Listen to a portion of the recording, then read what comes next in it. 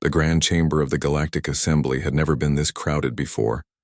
Representatives from every known empire had gathered, filling the enormous hall with shimmering colors, strange scents, and countless languages. The chamber itself was a masterpiece of alien design, a dome of crystal and silver hanging above the endless void of space.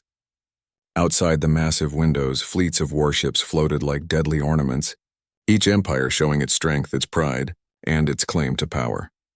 The Jorath came with 500 battlecruisers, their hulls glowing with molten energy. The Avari brought 2,000 sleek frigates, each feather-shaped, gliding in perfect formation. The Athari, giant insect-like warriors, had dragged an entire moon fortress into orbit, just to prove they could. Every empire wanted to be seen. Every empire wanted to remind the others, we are strong. We are untouchable. Then the alarms rang. A new signature appeared at the edge of the system. The crowd turned to the great holographic display. It was a single ship. The hall grew silent. For a moment, no one knew who it belonged to. Its shape was unlike the elegant arcs of the Avari or the brutal spikes of the Athari. It was a dark silhouette, angular and sharp without banners or symbols. The sensors struggled to measure its size as if the ship itself was bending light around its body. Then came the announcement. Humanity has arrived. The words echoed through the chamber. Whispers erupted instantly. Just one ship? Hissed the scaled dignitary of the Vurok Dominion. Is this a gesture of arrogance or of desperation? The Avari delegate said, feathers ruffling with amusement. Perhaps they have nothing left. The Othari warlord clicked, his mandibles grinding in mockery. The chamber filled with laughter, harsh and cruel. Humanity was young compared to the ancient empires. They had only just risen into the stars barely a century ago. They had no empire of 1,000 worlds, no fleets of countless ships. And yet, they dared to come here to the greatest council in the galaxy with just one vessel? The great doors at the back opened. The human representative entered. He did not come with an entourage. No slaves, no guards, no golden robes or jeweled crowns. Just a man in a simple black uniform, worn but clean, the kind of uniform that suggested practicality over pride. He walked with steady steps, his face calm, his eyes sharp like steel. For a moment, no one spoke. They studied him, waiting for him to explain this insult. Finally, the High Speaker of the Assembly leaned forward and asked, his voice echoing in the hall, "Human, you bring one ship when others bring thousands. Do you mock us, or do you beg for mercy?" The human stood still, his hands behind his back. His voice was quiet, but it carried across the chamber. Neither. We come in peace as equals, and we bring one ship because one ship is all we need. The chamber erupted in noise. Some laughed so hard they clutched their sides. Others hissed in anger at the arrogance. A few simply sneered, dismissing it as bravado. One ship against fleets that could burn 100 suns? The Avari delegate scoffed. One ship against the Othari's moon fortress? The insect warlord roared with clicking laughter. The human did not answer their taunts. He only bowed his head slightly and returned to silence. Outside the crystal windows, the single human ship continued its slow approach. It was utterly calm, its engines glowing faintly blue, its dark hull reflecting almost no light. It seemed patient, like a predator that did not need to chase. The alien fleet circled it, their captains watching, scanning, probing. Yet every scan returned strange results. The ship's surface seemed to confuse their sensors. Its size shifted depending on the angle. Its weapons were hidden or perhaps too advanced to detect. And its power core, they could not measure it at all. Some grew uneasy, but most continued to laugh. Inside the chamber, the High Speaker tried once more. Human, this assembly is for those who hold power. You cannot expect to stand among us with a single vessel. The human's eyes rose slowly, and for the first time, his lips curved into the faintest of smiles. We do not expect. We know. The words were strange. They carried no arrogance, no pride, only certainty. The chamber fell into silence. A silence filled with curiosity and unease. For outside in the cold dark of space, the single human warship turned. Its hull shimmered for the first time like a curtain lifting. The empires leaned forward, their eyes wide as they realized something they had missed before. The human ship was not alone. It was casting no escorts. No shadows. No signals. Yet in the reflection of distant starlight, the ship's true form became clearer. It was far larger than they first believed. Its surface opened like a living machine, layers unfolding, weapons hidden beneath armor that seemed to drink in the light. And then, just for a moment, the ship's core pulsed. A heartbeat of raw power, a vibration that shook every sensor across the fleets. The laughter died instantly. For the first time in centuries, the mighty empires felt something they had forgotten long ago: fear. For hours, the human ship drifted closer to the heart of the system. It did not move quickly. It did not posture or flare its weapons like the other fleets. It simply advanced at its own steady pace, as if it had all the time in the universe. But the galaxy's great powers were not used to waiting. The Avari frigates were the first to act. Their commanders, offended by human arrogance, ordered a simple scan. Nothing aggressive, just a sweep of long-range sensors designed to peel back a ship's secrets. The Avari prided themselves on their advanced technology, their ability to see through any stealth, to measure any engine, to expose any lie. Their scan reached the human vessel and broke. The signal scattered, twisted, bent back upon itself as though the ship were not a ship but a black hole. The readings returned meaningless data, shapes that could not exist, power signatures that contradicted themselves, weapons counts that shifted from 0 to infinite. The Avari commanders tried again, and again. Each attempt failed. By the third attempt, one of their officers whispered, "It feels like the ship is looking back at us." The commander silenced him, but deep inside he felt the same. The Othari were less patient. Brutal, proud, and certain of their strength, they sent a swarm of fighter drones to circle the human vessel. 1,000 tiny machines, buzzing like angry wasps, scanning, probing, even daring to fire harmless tracer beams against its hull. The human ship did not respond. It did not even move, but the drones began to fail. One by one, their signals blinked out. Some vanished as if swallowed. Others returned strange screams of static like voices crying through metal. The Othari commander demanded answers, but no explanation came. In less than 3 minutes, half the swarm was gone, without a single shot fired from the human ship. The survivors limped back to their carrier, damaged in ways the engineers could not describe. Their metal was twisted, their circuits burned in patterns like scars, as though they had been touched by something not meant to exist. The Othari warlord roared in fury, but behind his rage there was unease. In the chamber, the other empires watched these failures with growing tension. At first they laughed, dismissing it as tricks. But as the minutes stretched, the laughter faded. Their eyes, once mocking, now held sparks of doubt. The high speaker asked again, his voice more strained this time. "Human, what is this ship of yours? What do you hide beneath its shadows?" The human representative did not boast. He did not threaten. He simply answered in the same calm voice as before. "It is our shield, our memory, our promise." The words carried weight, though none could understand them fully. The chamber fell quiet again, and the alien leaders leaned forward in uneasy curiosity. Then came the Vurak Dominion. Cold-blooded strategists, the Vurak did not waste time on pride. They launched a controlled attack. A single missile, fast and precise, aimed not to destroy but to test. The missile streaked across the void. The fleets watched, expecting at last to see the human vessel defend itself. Perhaps it would activate shields or fire interceptors or reveal its hidden weapons. But the ship did nothing. The missile struck and vanished. There was no explosion. No flare of shields. The missile simply disappeared the instant it touched the dark hull, as though it had fallen into an ocean too deep to measure. The scanners detected nothing. The missile was gone from existence. A cold shiver passed through every fleet. The Vurak commander stared at the readings in silence. His mind, built on logic, failed him for the first time in decades. "This is impossible," he whispered. In the council chamber, the alien voices grew louder, harsher. "Witchcraft," cried the Othari warlord. "Forbidden technology," hissed the Avari delegate. "An illusion, nothing more," muttered the Vurak, though his eyes betrayed doubt. Through it all, the human stood still, silent, patient. Finally, the high speaker slammed his staff against the floor. "You dare bring a weapon such as this before the assembly? Humanity risks war with every great power here." The human raised his head, meeting the speaker's furious gaze. His words were quiet, but they pierced the chamber like a blade. "We do not bring a weapon. We bring a warning." A ripple of unease passed through the delegates. Outside, as if to echo his words, the human ship stirred. Its dark hull unfolded like wings of a sleeping giant awakening. Sections shifted, revealing glimpses of impossible geometry.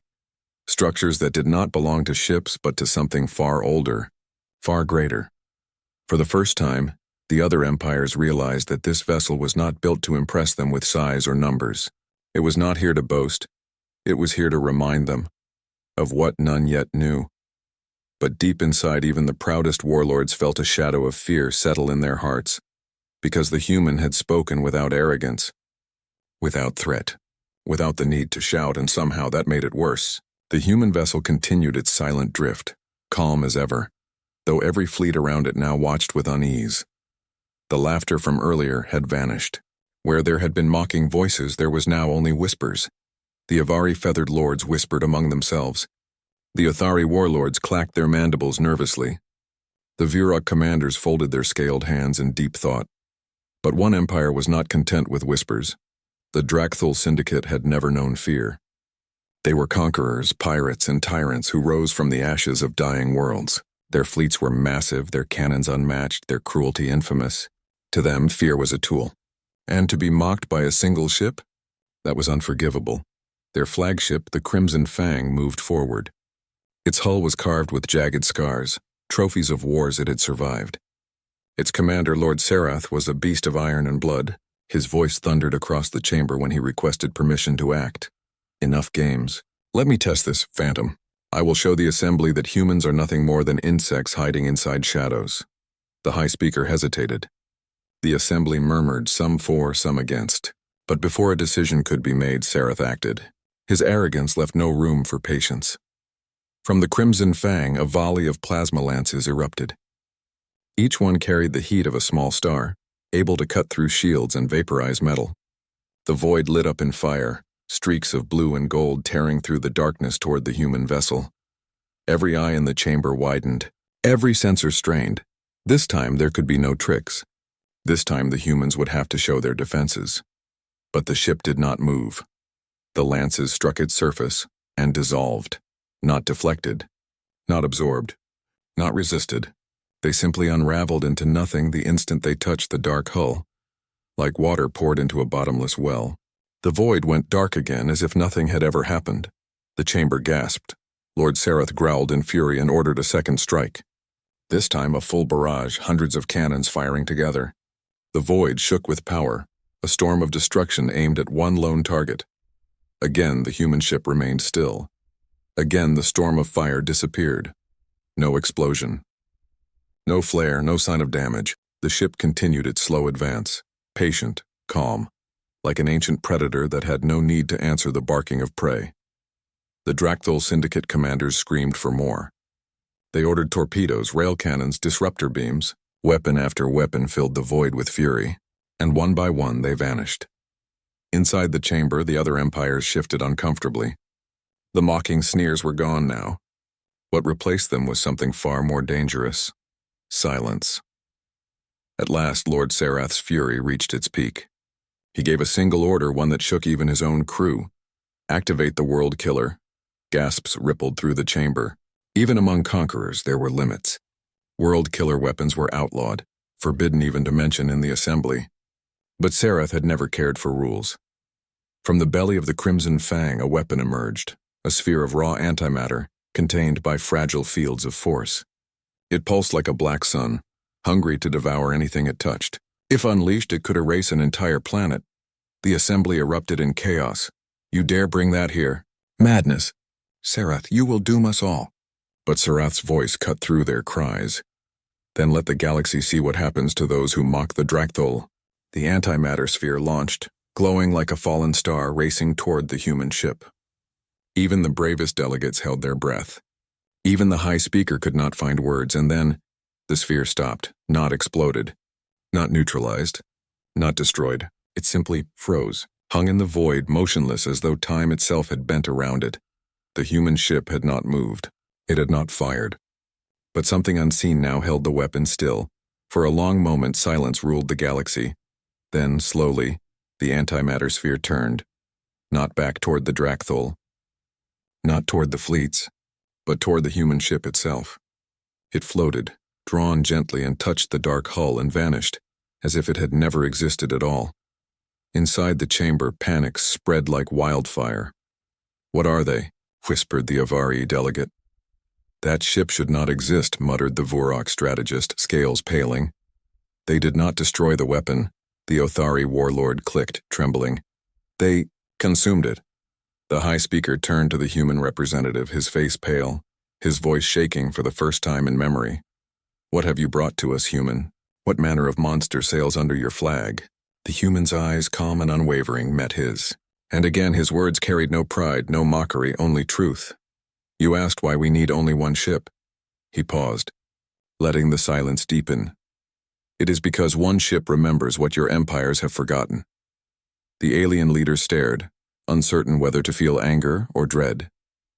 But one thing was clear.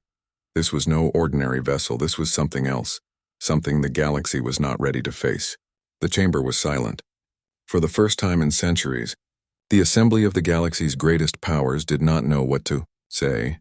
A single human ship had faced the weapons of the Dracthal Syndicate, the most brutal killers in the stars, and survived without even lifting a hand. It had not dodged, it had not blocked, it had simply swallowed every attack, as if the fury of empires was nothing more than drops of rain against a bottomless ocean. The alien leaders sat frozen in their seats, their eyes fixed on the lone human standing before them. He was calm, too calm, like someone who had seen such reactions before and expected them. At last, the high speaker's voice broke the silence, trembling with both fear and anger. "Human, what is that ship? What power have you brought into this sacred council?" The human took a slow breath. His eyes did not shift away. His voice was steady, yet underneath it there was something heavy, something mournful. "It is not power," he said softly. "It is memory." Confusion rippled across the chamber. Memory? What did that mean? The Avari delegate leaned forward, feathers trembling. "You dare mock us with riddles? That vessel consumes weapons as if they were dust. Do not insult us with poetry, human. Tell us the truth." The man's gaze did not waver. "The truth is all I have given you." He turned slightly, his eyes on the great window where the human ship loomed in silence, its hull like a shadow painted against the stars. "You see a warship. But it is not built for conquest. It was never meant to be our spear.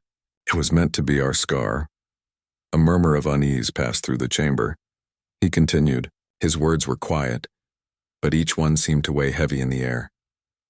"Long before we joined this assembly, before we had even left our home system, we fought wars among ourselves. Wars that burned our cities, poisoned our skies, and almost ended us before we began. We made weapons too great for our own survival. We tore at each other with fire that could have killed the earth 1,000 times. He paused, and for the first time his voice faltered, not with fear but with sorrow. "And when at last the wars ended, we looked at what we had done. We saw the ashes of our own hands. We saw the monsters we had become." The alien leaders listened in uneasy silence. This was no boast of power, no claim of glory. It was confession. The human's voice grew stronger again. "So we built one ship, just one. We poured into it all the weapons, all the knowledge, all the horrors we had created. Every design that should never be built again.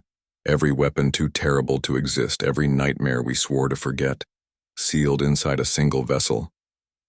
That ship is not our pride. It is our prison." Gasps spread across the chamber. The Vorok strategist hissed in disbelief. "You mean you carry your own destruction with you?" The human nodded.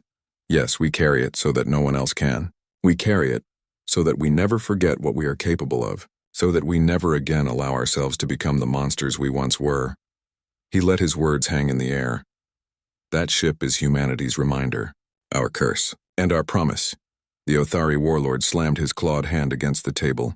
His mandibles clacked with fury. "Then you bring a cursed thing into our space? A prison of nightmares?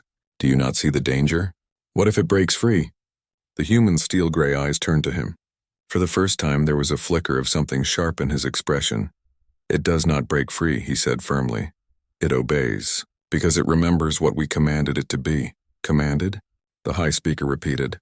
The human gave the smallest nod. "The ship is not only steel and fire.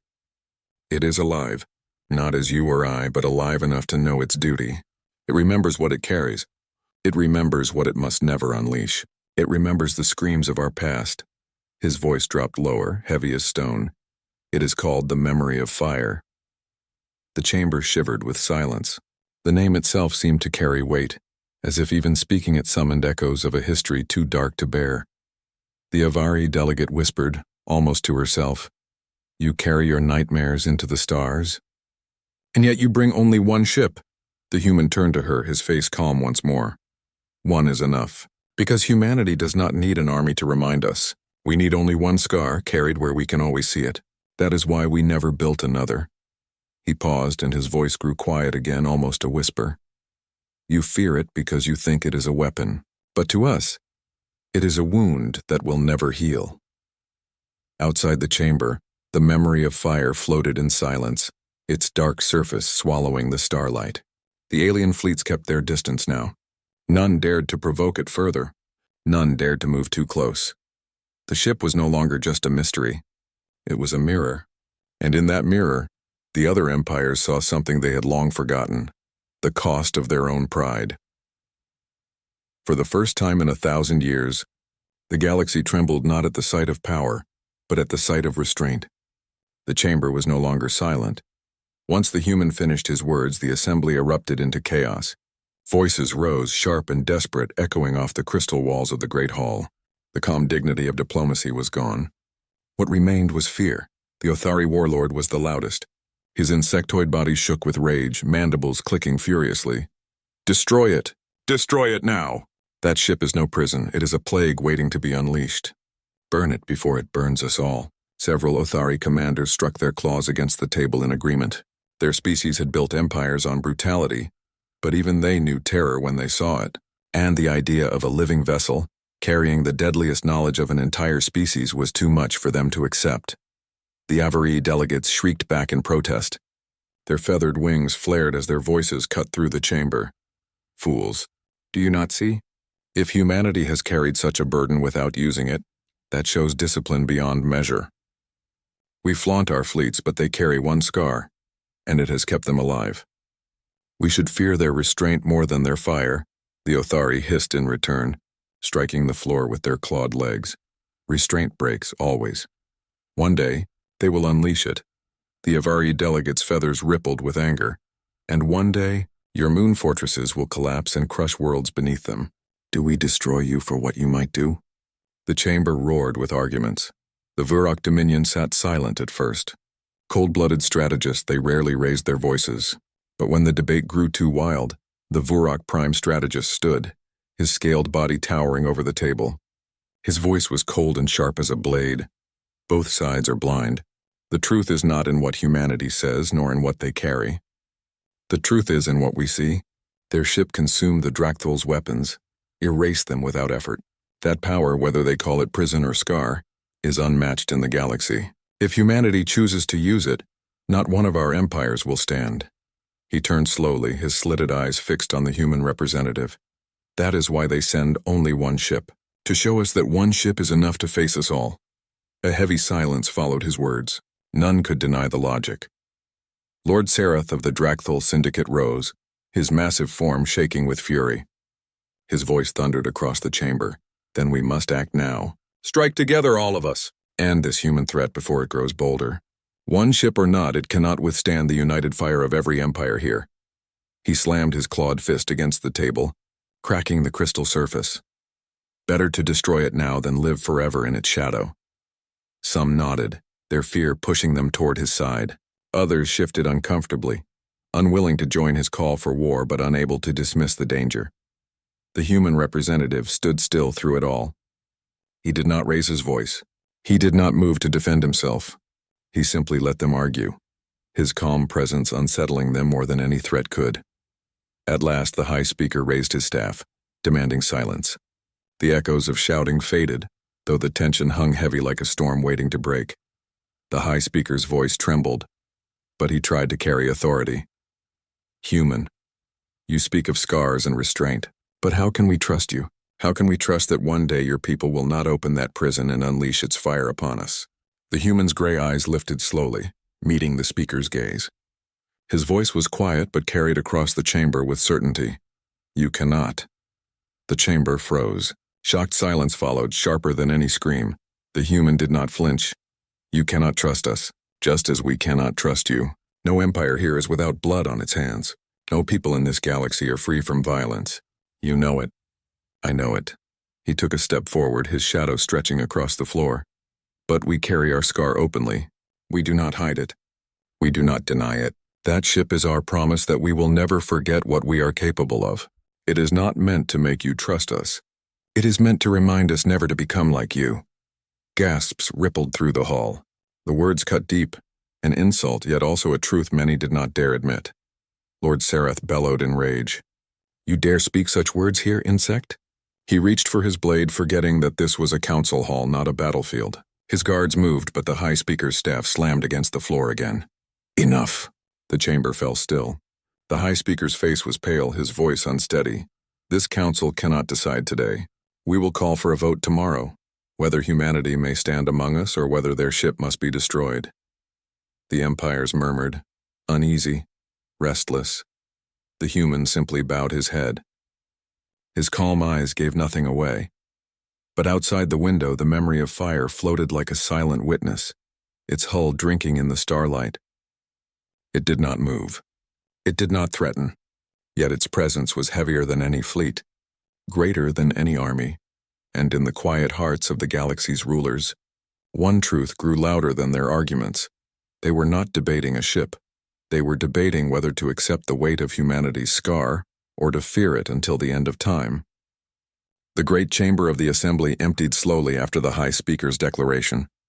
Delegates returned to their fleets, their minds restless. The vote would come at dawn, but few slept that night. The galaxy's most powerful rulers were trapped between two choices: accept humanity's presence among them, or destroy the scar they carried across the stars. For some, the choice was already made. Lord Sereth of the Drakthul Syndicate stormed back to his flagship, fury burning in his chest. His claws cut grooves into the metal floor as he paced. Vote? He spat, his voice shaking with hatred. We do not need a vote. That ship is a danger to all life. If the others lack courage, then we will act in the dark. Others agreed. Quietly, in hidden channels, leaders whispered to one another. The Othari warlord, filled with fear. The Vorok strategists, calculating risk. Even a few of the Avarii, though they had spoken in defense of humanity earlier, now doubted their own words. So it was decided. While the assembly slept, a secret coalition would strike. One swift attack, unseen and unapproved, to erase the human vessel before it became the galaxy's nightmare. In the cold of the void, their ships moved, not fleets this time, but chosen hunters, fast, silent, armed with the deadliest weapons their empires could craft. Stealth frigates from the Vorok, burrowing torpedoes from the Othari, plasma fangs from the Drakthul, each one cloaked, masked from the eyes of the assembly. They approached the memory of fire like assassins creeping toward a sleeping giant. In a small village, a cat named Whiskers discovered a magic fish in a pond. The fish promised 3 wishes in exchange for its freedom. Whiskers wished for endless fish, a cozy bed, and a bell that rang softly. The fish granted all 3 wishes and swam away. Leaving Whiskers inside their cockpits, the alien pilots whispered their own fears. Why does it not move? Maybe it is powerless when unprovoked. Or maybe it waits for us to come closer. The Vorok commander silenced them. It is only a machine. Remember that. A human trick. We strike together and it will fall. Their weapons armed, the hunters closed in. But the human ship was not asleep. Without warning, its surface shimmered. Not with weapons fire, not with shields, but with light. Pale lines carved themselves across its black hull, glowing softly like veins beneath skin. They pulsed once, twice, like the slow rhythm of a heart. The hunters froze in their tracks. It's awake, one pilot whispered, voice trembling. And then their sensors changed. The human ship was no longer one ship. Suddenly, their displays filled with hundreds, no thousands of signals. Vast shapes surrounding them, massive silhouettes stretching across the void. Warships larger than anything the empires had ever built, each one darker, sharper, more terrible. They filled the stars, blotting out the light, a fleet so enormous it could drown galaxies. Panic erupted among the hunters. It's an armada. They lied. It's not one ship, it's a fleet. Fall back.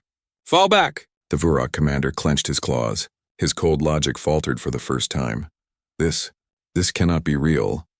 And as suddenly as they appeared, the fleet was gone. Only the single ship remained, floating, silent, watching. The hunters were shaken. Some tried to retreat, their engines burning hard, but their navigation failed. Their star maps twisted, distances bent, coordinates turned to nonsense. It was as if the void itself had been rewritten around them. One Othari pilot screamed as his hull cracked, not from impact, but from pressure invisible and crushing, as though the ship itself remembered his ancestors' wars and pressed those sins into the metal. His vessel imploded without sound, erased from the void. The others broke formation, panic ruling them. They fired weapons blindly, but nothing touched the human ship. Their torpedoes disappeared. Their plasma scattered. Their stealth cloaks burned away, and through it all the human ship never moved. Back in the chamber, alarms rang.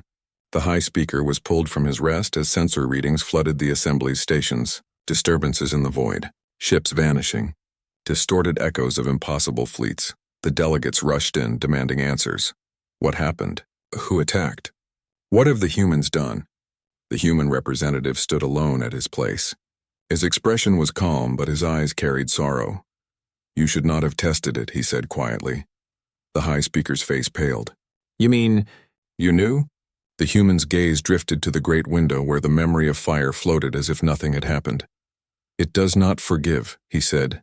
It remembers. It shows you what you fear most, what you might become. It is not only our scar.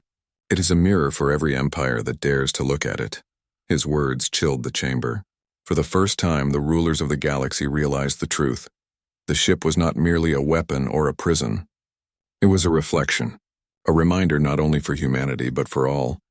When the night ended, only fragments of the attacking coalition returned. Their ships were scarred, their minds broken. Some pilots whispered of fleets larger than galaxies. Others swore they heard voices, screams of their ancestors begging them to stop. The assembly trembled. The plan to secretly destroy the human ship had failed. And worse, it had revealed that the vessel was not simply dangerous. It was unknowable, and the galaxy feared nothing more than what it could not understand. The great chamber of the assembly was heavy with silence. No laughter echoed now. No mocking voices filled the air. The failed night attack was whispered about in trembling tones, though no one dared speak of it openly. Everyone had seen the sensor reports. Everyone had seen how ships simply vanished, how the void itself twisted, how a single vessel stood untouched while fleets of hunters broke apart. The high speaker struck the floor with his staff. The sound rolled like thunder across the hall. The dawn has come, he declared, though his voice wavered. The assembly will now decide. Shall humanity be welcomed among us, or shall they be declared an eternal danger? No one moved at first. The weight of choice pressed down on them all. Lord Sareth of the Dracthal Syndicate was the first to rise. His scales glistened, and though his body shook, his voice carried hatred. I have seen what they carry, he snarled. It is not a ship, it is a weapon of nightmares. Last night my best hunters did not return. Those who lived speak of fleets that do not exist, of screams that do not belong to this age. Tell me, humans, what have you unleashed upon us? The human representative stood. His uniform was still plain, his posture calm, but his eyes glowed with something older than sorrow. It is not unleashed, he said quietly. It is contained. That is the point. The chamber rippled with murmurs. The Vurok strategist slammed his claw on the table. Contained? That containment nearly tore the void apart. You expect us to allow such a thing to float freely in our skies? The human shook his head. No, we expect you to remember why it exists. The Avari matriarch rose, her feathered wings trembling. Explain, human. What is this memory of fire truly? The man took a long breath. His voice lowered, but every ear strained to hear. It is not a weapon we built to fight others, he said. It is a weapon we built to fight ourselves. A silence deeper than space itself filled the hall. He continued. Once long ago, humanity nearly ended. We waged wars that burned worlds. We built machines that could swallow suns. We carried hate across the stars and nearly destroyed our own home. That ship was born from the ashes. It carries not only our scars, but the weight of every mistake we made. It holds the memories of cities turned to ash, oceans poisoned, skies burning red. We made it so we would never forget. Delegates shifted uneasily. Some looked at the human with pity, others with horror. So it is a monument? the high speaker asked. It is a mirror, the human replied. When you look at it, it shows you not only what we did, but what you might do if your pride blinds you as ours once did, an Othari delegate hissed. Then it is dangerous to all. It twists minds, breaks ships, bends the void. You brought a curse into our heart. The human's eyes flashed. For the first time, anger edged his voice. No. We brought a lesson. You call it dangerous because it showed you the truth. It revealed your fears, your greed, your thirst for conquest. Do not blame the mirror for what it reflects. His words struck deep. The hall was quiet again, not with laughter but with shame. The high speaker lifted his staff. The time has come. Each empire will cast its vote, one by one. The great powers spoke. The Dracthal Syndicate. We vote no. Humanity is too dangerous. The Vorok strategists. No, that ship is an abomination. The Othari swarm. No, the galaxy cannot survive with such a shadow in it. But then others rose. The Avari matriarchy. Yes, for we see wisdom in scars remembered. The Luthari guilds. Yes, they do not come with fleets. They come with restraint. The Seraphon clans. Yes, any species that can chain its own fire is worthy of trust. The chamber split. Voice after voice clashing, fear against respect, hatred against hope. Finally, all eyes turned to the high speaker.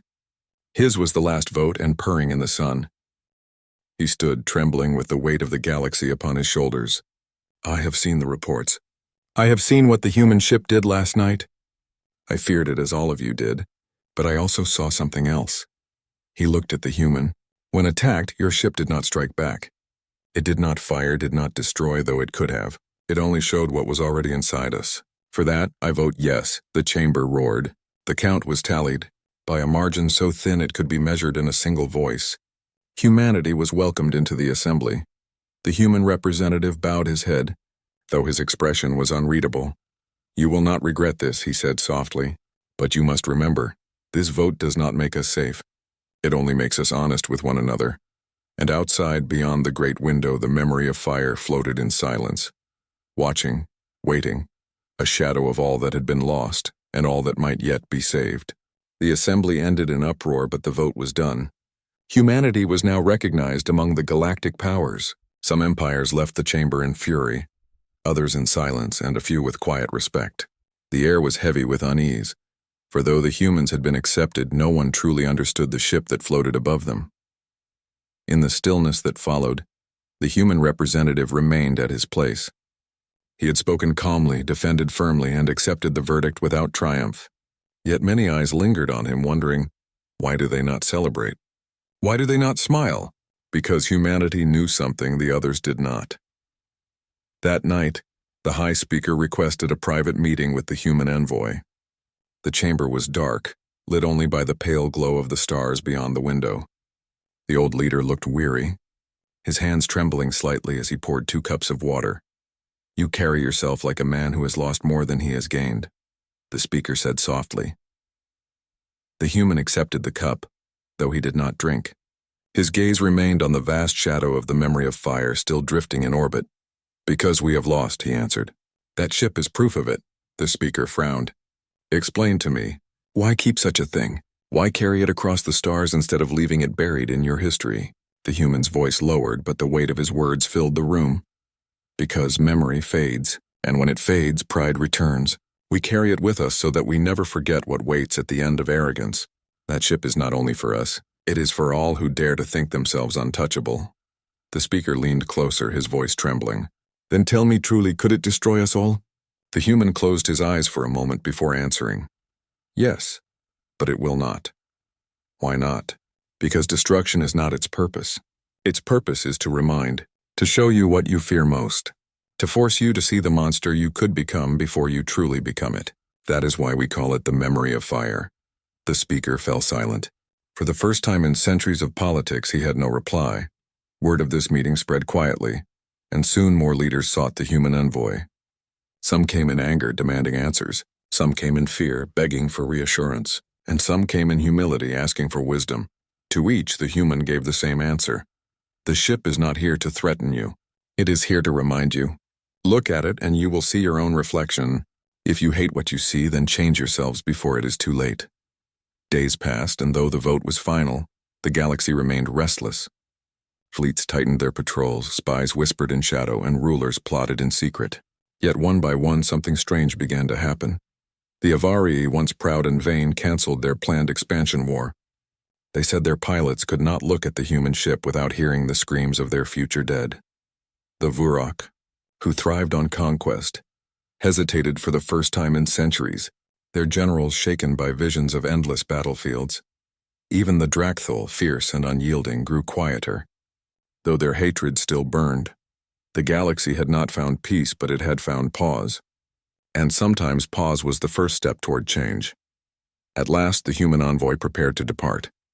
The assembly gathered once more to witness humanity's leave-taking. Many expected speeches of victory or promises of alliance. Instead, the human spoke with the same steady sorrow he had carried since the beginning. "We thank you for your vote," he said. "But understand this, acceptance was never our goal. We came not to be welcomed, but to warn." The chamber stirred. He raised his hand, silencing them. "Every empire believes it is eternal. Every ruler believes their power is unshakable. We once thought the same. We built wonders, we conquered stars, we called ourselves gods, and then we burned." He pointed to the window, to the dark shape of the memory of fire. "That is all that remained of our pride. That is why we bring only one ship, because one is enough to remind us what many can destroy." His voice grew heavier, filled with grief. "Do not make our mistake. Do not wait until your skies burn and your oceans die before you remember humility. Look at our ship and see yourselves. If you can change, then perhaps one day we will not be alone in carrying such a memory." No applause followed. No cheers. The assembly sat in silence, every delegate struck by the weight of the words. And as humanity's envoy walked out, the shadow of their ship followed them, silent and eternal. The memory of fire drifted above the galaxy like a wound that never healed.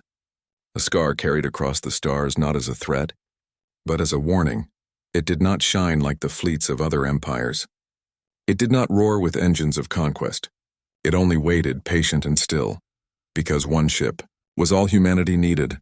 One ship to carry their lesson, one ship to hold their scar, one ship to remind the galaxy that even the brightest stars could burn themselves to ash. And so, wherever the memory of fire drifted, silence followed. Not silence of fear alone, but the silence of thought. The kind of silence that comes when a species finally realizes the truth. That the greatest enemy is never another empire. It is always themselves.